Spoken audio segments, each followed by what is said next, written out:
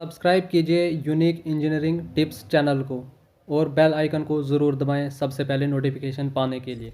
Hi guys, how are you? Welcome back to my YouTube channel Unique Engineering Hi Tips. guys, how are you? It's me Navid again. Welcome back to my YouTube channel Unique Engineering Tips. So हमारा जो last topic बचा है irrigation का, well hydraulic, जिसको हम tubewell irrigation भी कहते हैं। तो उस टॉपिक को स्टार्ट करने से पहले कुछ इंपॉर्टेंट टर्म जो वेल इरिगेशन में आती है वो हम इस वीडियो में डिस्कस करेंगे। So let's start the video. So इसमें जो टॉपिक है हमारे पास important term used in tubewell irrigation के, जो भी हमारे पास ट्यूबवेल इरिगेशन में टर्म्स यूज होती है उनको हम इस लेक्चर में डिस्कस करेंगे। पहली टर्म जो इसमें आती है हमारे पास है एक्वाफर। एक्वाफर हम किससे कहते हैं? एक्वाफर क्या होता है? A material which permits appreciable quantity of water to pass through it under ordinary field conditions, for example sand, gravel etcetera is known as aquifer.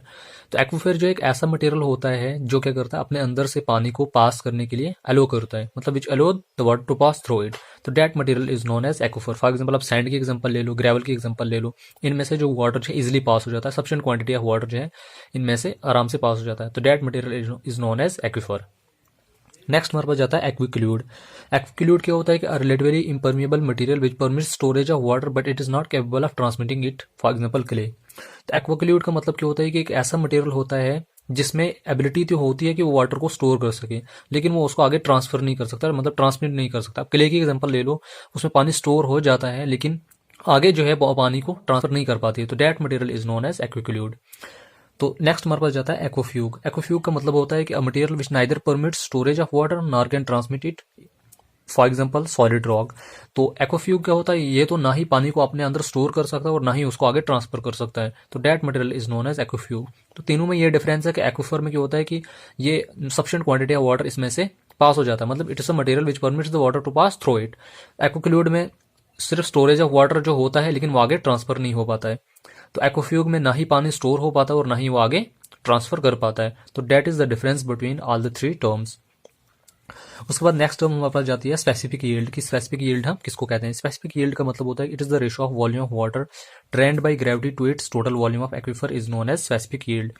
कि कितना वॉल्यूम ऑफ वाटर जो है ड्रेन्ड हो गया अंडर ग्रेविटी की वजह से और टोटल वॉल्यूम कितना था इंटू 100 से करेंगे, परसेंटेज में निकालेंगे, तो इस चीज़ को हम क्या कहते हैं? स्पेसिफिक यील्ड कहते हैं।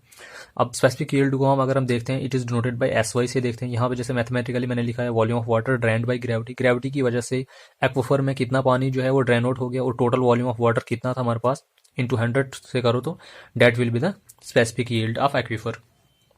अब स्पेसिफिक रिटेंशन। स्पेसिफिक रिटेंशन का मतलब होता है कि कितना वॉल्यूम ऑफ वाटर रिटेंड हो गया to the total volume is known as specific retention. Mathematically अगर हम देखेंगे स्पेसिफिक रिटेंशन का मतलब यहाँ ऊपर क्या था कि volume of water drained by gravity, gravity की वजह से कितना वॉल्यूम ड्रेन आउट हो गया। अब कुछ पानी जो बच गया उसको हम रिटेन्ड वाटर कहेंगे।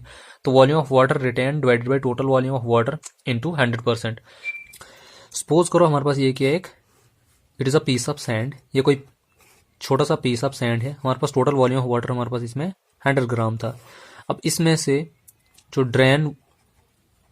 ड्रेन्ड वाटर यहाँ से जो है let it be under gravity की वजह से जो है let it be 70 gram water जो है अंडर ग्रेविटी जो है ड्रेन आउट हो गया। तो अगर हम यहाँ से स्पेसिफिक यील्ड निकालेंगे, कितना volume of water drain out हो गया 70 ग्राम डिवाइडेड बाई टोटल हमारे पास था 100 ग्राम इंटू 100%। तो यहाँ से हमारे पास इसकी जो परसेंटेज निकलेगी वो हमारे पास स्पेसिफिक यील्ड निकली, स्पेसिफिक ये 70% निकली। अगर हमारे पास अब रिमेनिंग वाटर कितना है, यहाँ से स्पेसिफिक रिटेंशन, अब कितना वाटर रिटेंड हो गया था 30 gram divided by total water हमारे पास कितना था 100 ग्राम इंटू 100 निकालो। तो यहाँ से इसकी जो स्पेसिफिक रिटेंशन निकली वो कितनी निकली 30% निकली। तो that is the difference between specific yield and specific retention. तो आई होप आपको ये चीज दोनों टर्म्स में डिफरेंस जो है वो क्लियर हो गया होगा। नेक्स्ट हम इसमें डिस्कस करेंगे cone of depression. Cone of depression क्या होता है? कॉन ऑफ डिप्रेशन का मतलब होता है the depression formed in the tube well due to the suction of water that is known as cone of depression. कि जब भी एक्वीफर में, अब हमारे पास एक्वीफर दो टाइप के होते हैं, कन्फाइंड और अनकन्फाइंड, वो आगे हम नेक्स्ट लेक्चर में डिस्कस करेंगे। जब वाटर को हम सक करते हैं, जब हम सक्शन ऑफ वाटर होती है तो जो डिप्रेशन वहां पे बनती है, हम कह सकते हैं जो लेवल ऑफ वाटर रिड्यूस हो जाता है that is known as cone of depression. As you can see here, ये हमारे पास अभी क्या है, ओरिजिनल वाटर लेवल है, ये हमारे पास ग्राउंड लेवल है, ये ट्यूबवेल है और ये हमारे पास इम्परवियस स्टेटा है। यहाँ पर हमारे पास वाटर लेवल यहाँ तक है। तो जब हमारे पास हम क्या करेंगे, अभी हमने पंपिंग नहीं की है, अभी हमारे पास लेवल ऑफ वाटर ये है। तो जब हम वाटर को पंप करेंगे तो ये जो लेवल ऑफ वाटर है यहाँ पे आ जाएगा। अब देखो जो ये डिफरेंस ऑफ वाटर लेवल हुआ, पहले वाटर का लेवल ये था, पंपिंग की वजह से वाटर जो है यहाँ पे पहुंच गया। तो जो ये बना ये जो डिप्रेशन बना, that depression is known as corner depression. ये किसी वजह से होता है जब हम वाटर को पंप करते हैं, तो it occurs due to the pumping of water. तो that depression is known as corner depression. उसके बाद नेक्स्ट हमारे पास जाता है रेडियस ऑफ इन्फ्लुएंस। अब रेडियस ऑफ इन्फ्लुएंस का मतलब क्या होता है कि radius of cone of depression form during the suction of water in the tubewell is known as radius of influence. It is denoted by R. जैसे कि यहाँ पे आपको दिख रहा होगा, हमारे पास है ये सेंटर लाइन है ट्यूबवेल की। अभी यहाँ पे ये R1 और R2 जो यहाँ पे ये रिप्रेजेंट कर रहा है, that R1 and R2 are the radius of influence.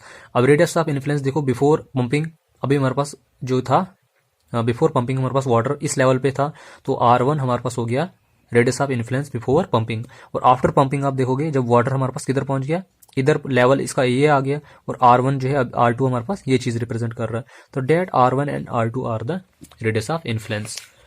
उसके बाद नेक्स्ट हमारे पास जाता है डिप्रेशन हेड। डिप्रेशन हेड का मतलब क्या होता है कि the difference of level of water that comes due to pumping of water is known as depression head. It is noted by Z। तो जब हमारे पास क्या हो गया कि वाटर लेवल में डिफरेंस आ जाएगा पंपिंग की वजह से, तो that difference is known as depression head. अब इसी डायग्राम में आप देख लो, जब हमारे पास क्या था, लेवल ऑफ वाटर पहले यहाँ था, फिर उसके बाद हमारे पास लेवल ऑफ वाटर यहाँ हो गया जब हमने इसको पंप कर दिया। अब देखो हमारे पास जो है फर्स्ट जो था इम्परवियस स्टेट और वाटर लेवल के बीच का हमारे पास जो डिफरेंस था वो Z1 था, और आफ्टर पंपिंग हमारे पास क्या हो गया, Z2 हो गया। तो डेट Z1 एंड Z2 जो यहाँ पे रिप्रेजेंट कर रही है डिप्रेशन हेड को रिप्रेजेंट कर रहे हैं। पहले जो वर्टिकल डिफरेंस आ गया किस किस के बीच में, वाटर लेवल के बीच में, पहले वाटर लेवल यहाँ पे था, फिर वाटर लेवल यहाँ पे हो गया। तो ये Z1 है डिप्रेशन हेड बिफोर पंपिंग, और ये Z2 है डिप्रेशन हेड आफ्टर पंपिंग। तो आई होप कि आपको डायग्राम के थ्रू मैंने ये सारी टर्म्स जो है क्लियर करवा दी होंगी। उसके बाद जो है नेक्स्ट आर्टिशन वेल और फ्लोइंग वेल, ये दोनों बहुत इंपॉर्टेंट टर्म्स हैं। मैक्सिमम बच्चों को इन दो टर्म्स के बीच में कंफ्यूजन रहता है। आर्टिशन वेल और फ्लोइंग वेल क्या होता है वो हम इसमें देखते हैं। बाद हमेशा आप याद रखना कि जो ये आर्टिशन वेल है और ये फ्लोइंग वेल है, इन दोनों के केस में क्या होता है कि इनमें नेचुरल प्रेशर की वजह से जो है पानी खुद बाहर आ जाता है दोनों के केस में। लेकिन किस केस में कितना बाहर आता है वो अब दोनों के बीच में डिफरेंस वही है। तो आर्टिशन वेल क्या था, when the well is excavated in the confined aquifer and the water in the well reaches over the water table but remains below the ground surface या ground level, that well is known as artesian well. ये कहता है कि जब हम well को excavate करेंगे confined aquifer में, और वहां से जो पानी जो है बाहर आ जाएगा, और वो पानी जो है बाहर कहां तक आएगा, over the water table, but it will remain below the ground, well is known as artesian well. So as you can see here, अब इसमें आप देख सकते हो हमारे पास यहाँ पे क्या है, ये चीज क्या रिप्रेजेंट कर रही है, यहाँ पे हमारे पास कन्फाइंड एक्वाफायर है। क्योंकि कन्फाइंड एक्वाफायर हमारा होता ही है दो इम्परवियस स्ट्रेटा के बीच में, जो भी एक्वाफायर होता है उसको हम क्या कहते हैं, कन्फाइंड एक्वाफायर कहते हैं। और ये इसके ऊपर जो है, ये इम्परवियस स्ट्रेटा के ऊपर जो है हमारे पास है, ये अनकन्फाइंड एक्वाफायर हो गया। तो आर्टिशन वेल की डेफिनेशन में हमने यही पढ़ा कि जब हम वेल को एक्सकवेट करेंगे कन्फाइंड एक्वाफायर में, अभी देखो ये वेल जो है इसने कन्फाइंड एक्वाफायर में एक्सकवेट किया है, तो इसमें यहाँ पे क्या है, ये हमारे पास क्या है, ये ग्राउंड लेवल है जिसको हम ग्राउंड सरफेस कहेंगे। ये हमारे पास क्या है, वाटर टेबल है। तो वेल को जब एक्सकवेट करेंगे तो इसका जो लेवल ऑफ वाटर जो है वाटर टेबल से ऊपर चला जाएगा, क्योंकि वाटर टेबल हमारा अभी यहाँ पे है, और वाटर टेबल जो आर्टिशन वेल का वाटर टेबल जो है इससे ऊपर चला गया, लेकिन जो ग्राउंड सरफेस है इससे नीचे रह गया। तो that well is known as artesian well, कि जब इसको एक्सकवेट करने के बाद इसका वाटर लेवल जो है, जो ओरिजिनल वाटर टेबल है उससे ऊपर चला जाएगा, लेकिन ग्राउंड सरफेस से नीचे रहेगा। तो उस वेल को हम क्या कहते हैं, आर्टिशन वेल कहते हैं। उसके बाद नेक्स्ट हमारे पास जाता है फ्लोइंग वेल। फ्लोइंग वेल का मतलब होता है कि when the well is excavated in the confined aquifer and the water is flowing over the ground surface, that well is known as flowing well. जैसे आप यहाँ पे देख सकते हो कि इस वेल्व को भी हमने किस में एक्सकवेट किया, इसको भी हमने कन्फाइंड एक्वाफायर में ही एक्सकवेट किया। इसका अब ये देखो, ये जो है यहाँ पे कन्फाइंड एक्वाफायर में है।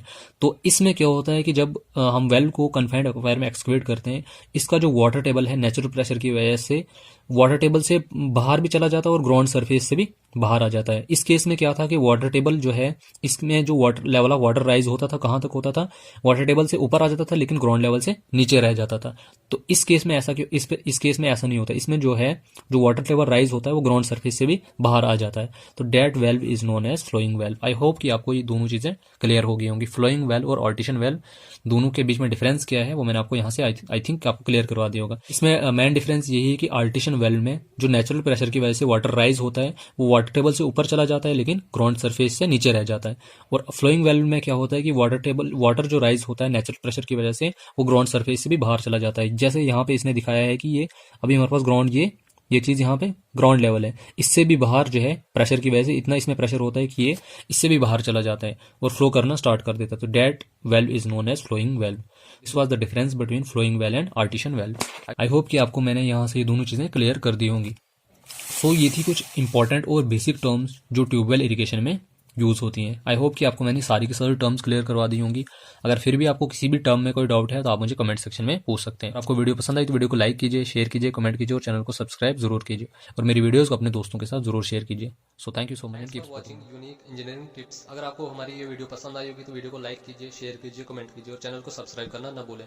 और प्लीज़ बेल आइकन जरूर दबाएं ताकि जब भी मैं नई वीडियो अपलोड करूं तो आप तक सबसे पहले नोटिफिकेशन पहुंचे।